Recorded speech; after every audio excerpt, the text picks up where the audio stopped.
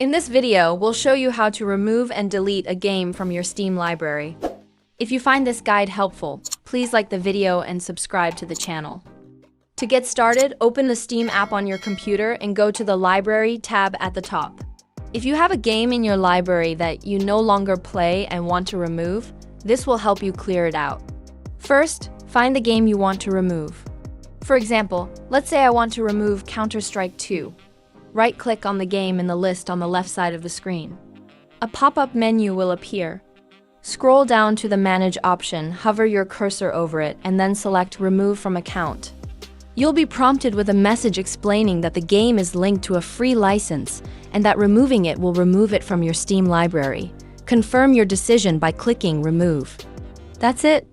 The game will be uninstalled and will soon disappear from your library. If you found this helpful, please leave a like and subscribe for more tutorials.